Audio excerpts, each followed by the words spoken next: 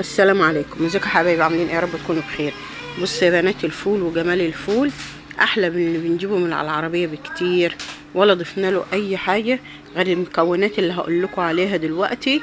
بس لما تشوفوا الفول وجماله طلع بالجمال ده، والطعم حكايه. والله العظيم طعمه حلو حلو حلو قوي قوي قوي، ما تشبعش من حلاوته. واحنا داخلين على موسم المدارس وموسم الشتاء، فعايز الحاجات دي كده، عايز الفول وعايز الليمون وعايز البصل كده، يبقى البصل الاخضر والفول كده. وتصبح الصبح كده تضربي بصل صح، تضربي طبق الفول كده ومعاه ربطة بصل كده او جرجير او الحاجات الحرشة دي كده. بصي يا بنات، تحفة تحفة الفول ما شاء الله، بالحباية وزبدة. الفول بالحبايه بنات، وزبده زبده زبده. ما حطيناش يا بنات مكونات كتير، ولا حطينا نشا ولا دقيق ولا اي حاجه. بسم الله ما شاء الله، زي ما انتم كده شايفين. بص يا بنات، الفول بالحبايه كده وزبده. هرسه دلوقتي اوريكم زبده كده كما بسم الله ما شاء الله. لو حطيت له معلقه زبده، لو حطيت له معلقه سمنه، حطيت زيت وليمون وكمون كده، بألف هنا وشفا. بص يا بنات، تحفه تحفه ما شاء الله. بصوا الفول وجمال الفول. دلوقتي تجيبي طبق الفول بتجيبيه صغير قد كده هوته ب10 جنيه. لا، طب احنا نجيب نص كيلو فول ونعمل قدرة فول. دي القدرة دي كلها من نص كيلو. ملت القدرة دي بسم الله ما شاء الله، وزادت معي اتضاعفت، يعني اكتر من النص بكتير ما شاء الله. وبص يا بنات، زبدة زبدة زبدة.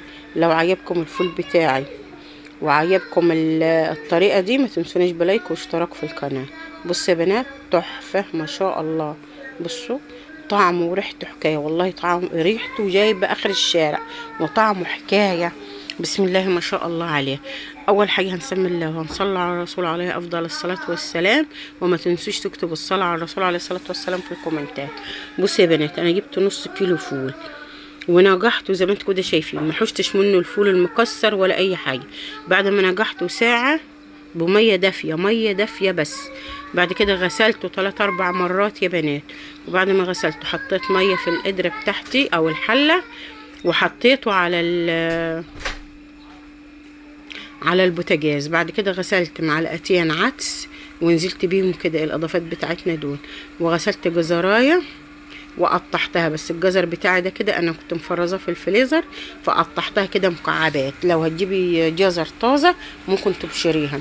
عملت طماطمايه مكعبات زي ما انتوا كده شايفين، يعني حطيت جزرايه، حطيت معلقتين عدس، حطيت طماطمايه وسط كده صغير، قطعتها مكعبات، حطيتهم على النار، على نار عاليه الاول يا بنات.